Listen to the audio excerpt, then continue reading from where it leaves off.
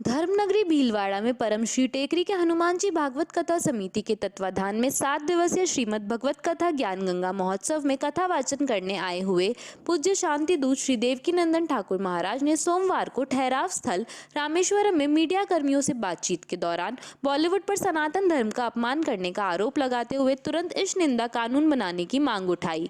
उन्होंने देश में सीमित संसाधनों का बेहतर उपयोग हो सके, इसके लिए जनसंख्या नियंत्रण कानून बनाने की भी मांग की। ठाकुर ने कहा कि सनातन परंपराओं एवं हमारी भावनाओं का जिस तरह अपमान हो रहा है उसमें बॉलीवुड की अग्रणी भूमिका है। फिल्मों के माध्यम से सनातन धर्म में आस्था रखने वालों की भावनाओं को ठेस पहुंचाई जा रही है।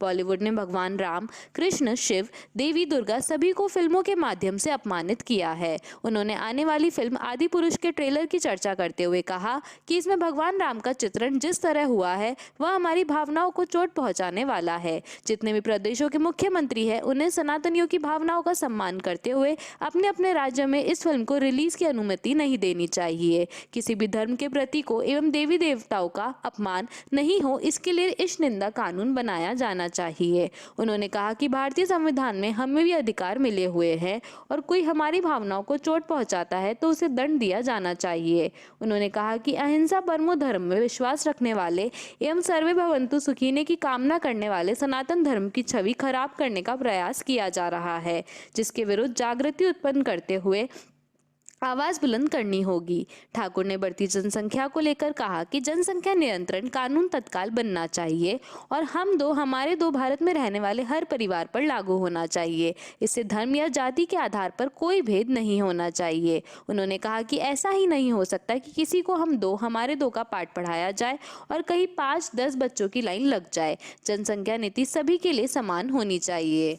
पत्रकार वार्ता में भारत को हिंदू राष्ट्र बनाने संबंधी बयानों पर ठाकुर ने कहा कि वह किसी जाति धर्म के खिलाफ नहीं है, लेकिन सनातन धर्म के लिए कार्य करते हैं। सभी अपना अपना धर्म निभाए, लेकिन दूसरों का अपमान नहीं करे। भारत को ऐसा हिंदू राष्ट्र बनाया जाना चाहिए जिसमें सभी धर्मों की सुरक्षा हो और सभी धर्मों के लोग सुख शांति के साथ रहे। उन्होंने कहा कि सर्वे भवन्तु सुखिने को कामना सनातन संस्कृति के अलावा किसी अन्य धर्म में नहीं की गई है। पंडित श्री देवकीनंदन ठाकुर महाराज ने मथुरा में कृष्ण जन्मभूमि व काशी में ज्ञानवापी मस्जिद को लेकर चल रहे विवाद के बारे में कहा कि हम संविधान के मानने वाले लोग हैं और कोर्ट के माध्यम से इन मामलों में भी कार्य कर रहे हैं। शिव की पूजा काशी और कृष्ण की पूजा मथुरा में ही होगी। उन्होंने इस बात को दुर्भाग्यपूर्ण बताते हुए कहा कि बांग्लादेश और पाकिस्तान के बाद अब भारत में भी देवी देवताओं के अपमान की घटनाएं बढ़ती जा रही है। इस तरह की घटनाएं रोकने के लिए कानून में सख्ती के प्रावधान करने ही होंगे। के लिए आया हूं कि जितने भी प्रदेश के सीएम हैं, अलग अलग पार्टी के अलग अलग प्रदेश में अलग अलग सीएम हैं, कोई भी व्यक्ति अगर ईमानदारी से हमारी भावनाओं का सम्मान करना चाहते हैं तो अपने प्रदेश में इस मूवी को रिलीज ना होने दें और अपने प्रदेश में प्रत्येक व्यक्ति इस निंदा पर कानून बनाए कि जो देवताओं का अपमान करेगा, जो सनातन का अपमान करेगा, वो दंडनीय अपराध होगा। और उसको क्यों, जब हम किसी का अपमान नहीं करते तो हमारा कोई अपमान क्यों करेगा? क्यों हमारे शंकर को सड़क पर दौड़ाएगा? क्यों हमारी काली को सिगरेट पीता हुआ दिखाएगा? हमारी भी तो भावना हट होती है। संविधान में हमें भी तो अधिकार दिया है। अगर संविधान ने हमें अधिकार दिया है तो कोई हमें हट कैसे कर सकता है?